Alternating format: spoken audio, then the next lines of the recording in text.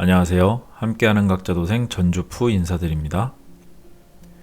오늘 여러분들께 소개해드리고자 하는 영상은 지난 영상에 이어지는 시리즈라고 말씀드릴 수 있겠습니다.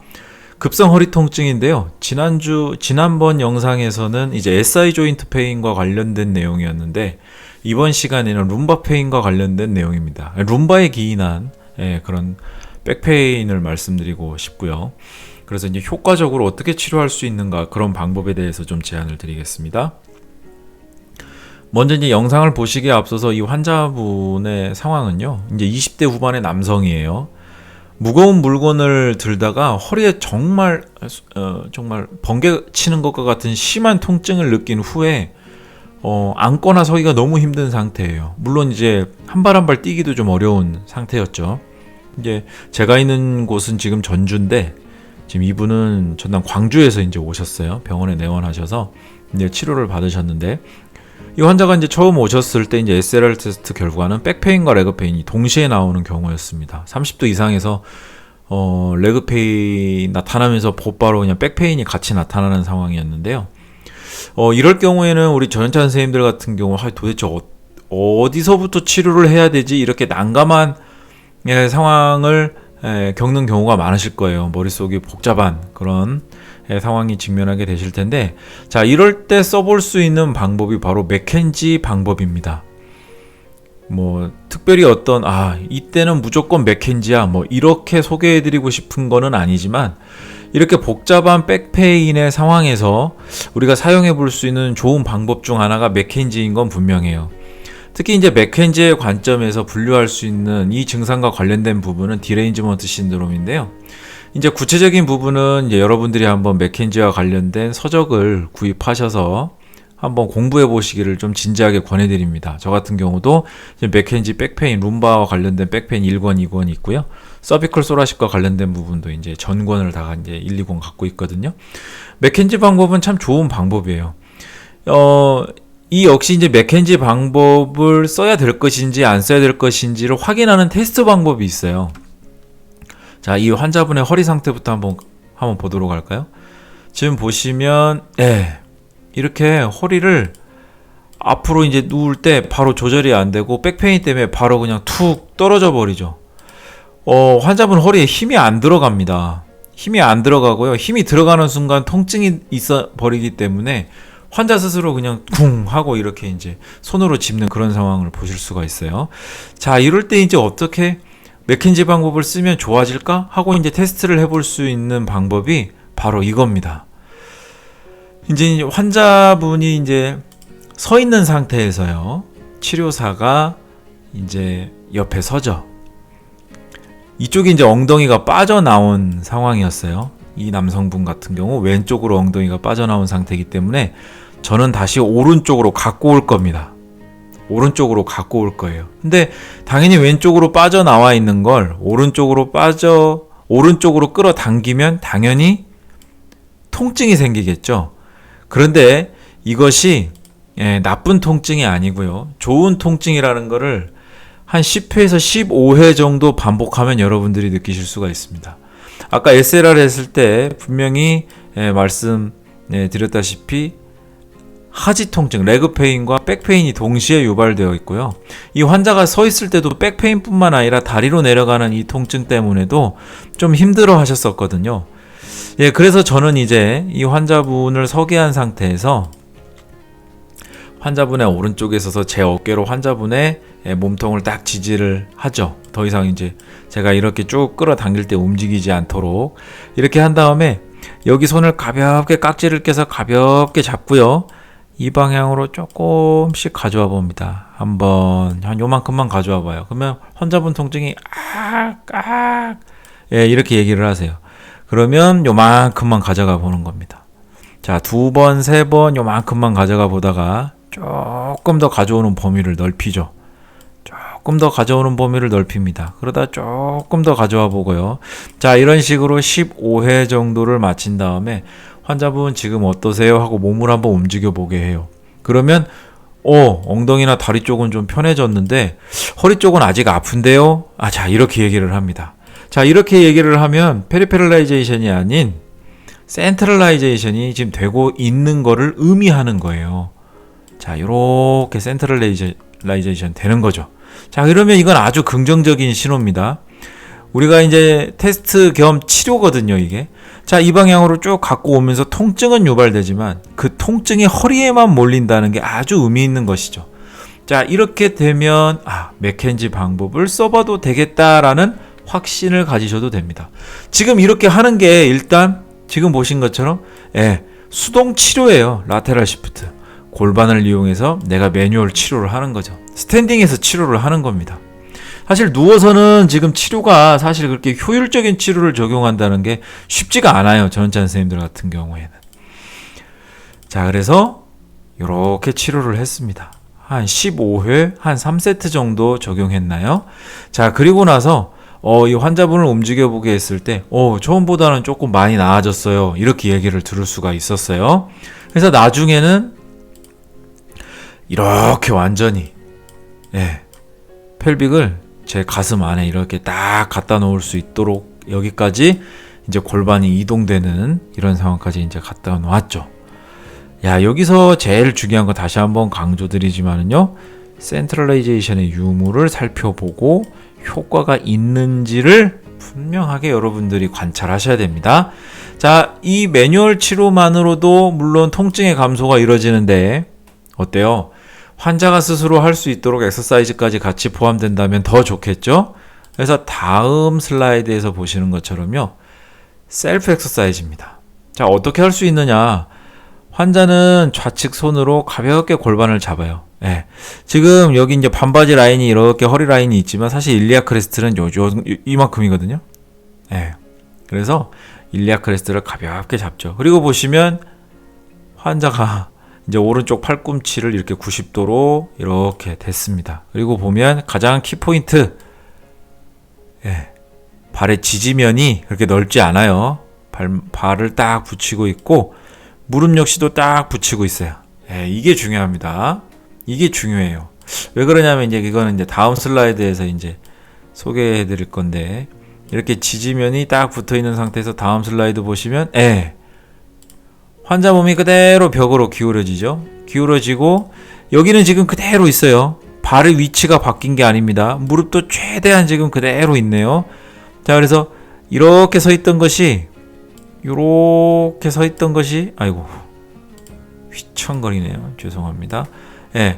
환자분이 이렇게 이제 바로 서 있는 이런 상황이, 여기 보시면 정중앙에 최대한 이렇게 서 있으려고 했던 이 상황이 어떻게 되어 있냐면 이렇게 좀 기울었죠.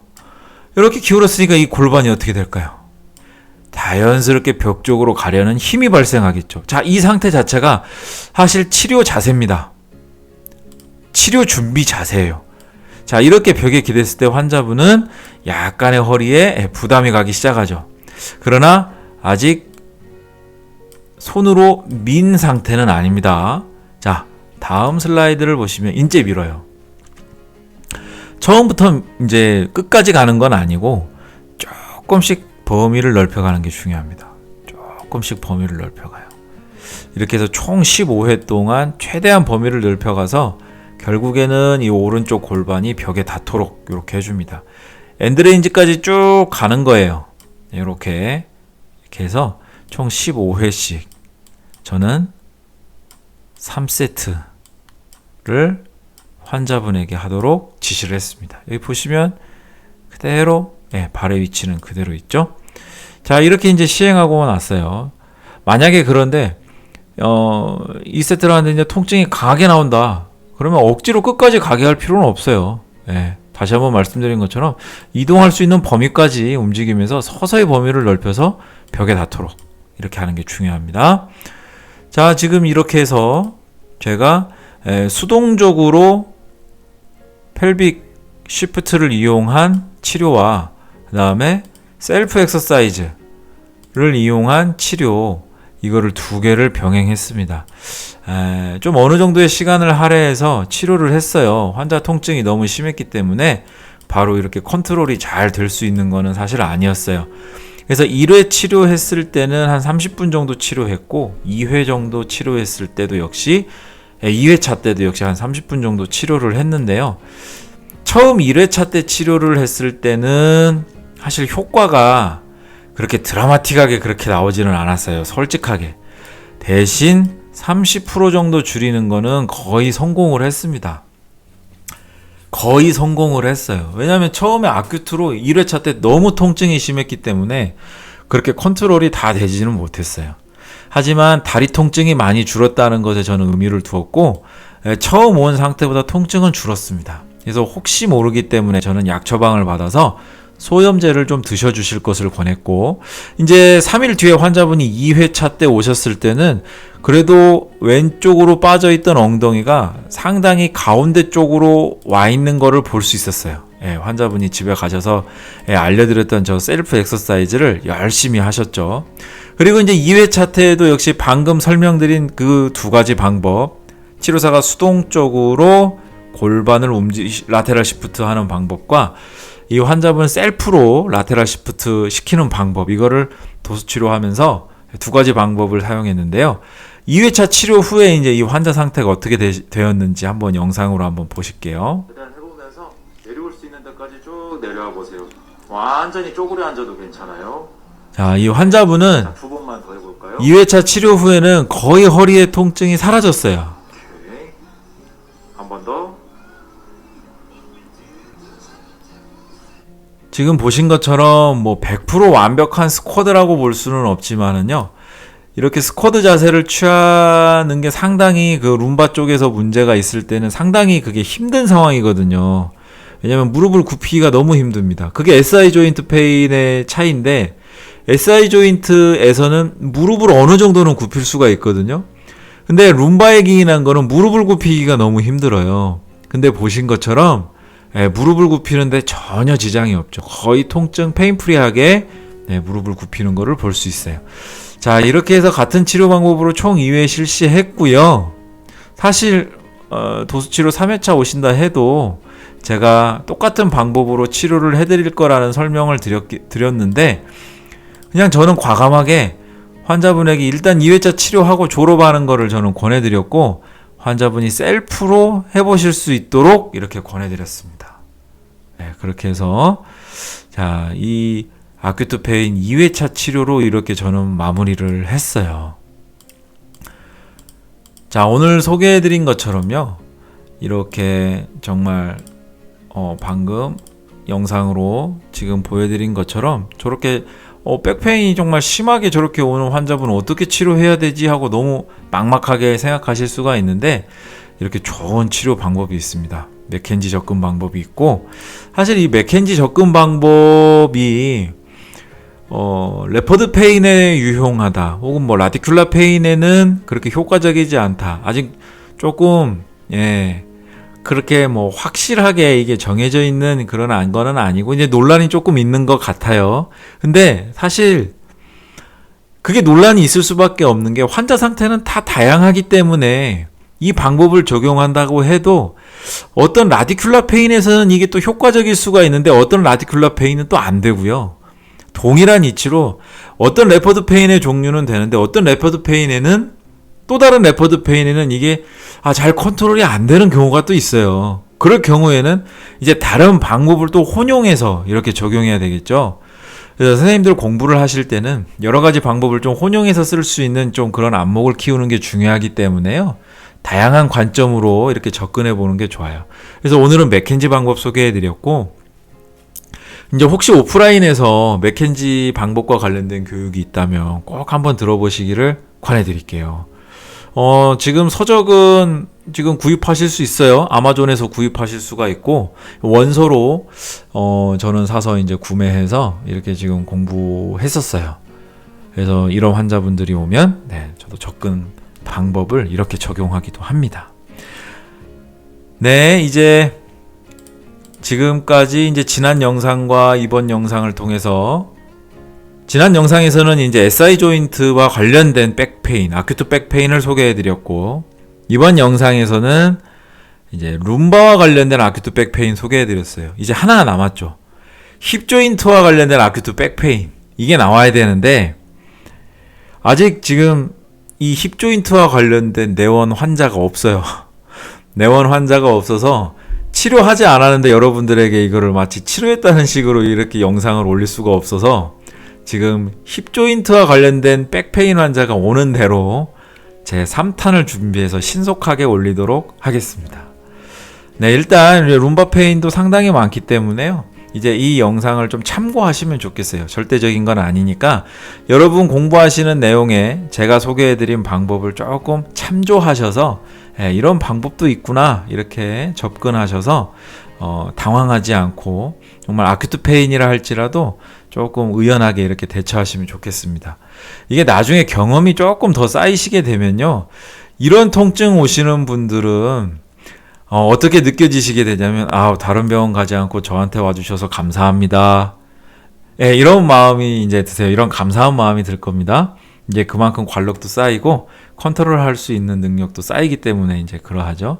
또 이런 아큐트 페인을 치료하게 되면 또 임프루브가 또 금방 나오는 걸 볼 수 있기 때문에 여러분들 치료에도 좀 재미를 더 느끼실 수가 있고, 환자분 역시도 적절한 중재를 받게 되심으로 인해서 오랜 기간 고생하시는 게 아니라 빨리 회복되실 수 있다는 또 장점 있겠죠. 그래서 이 영상이 그렇게 되는데 도움이 되기를 바랍니다.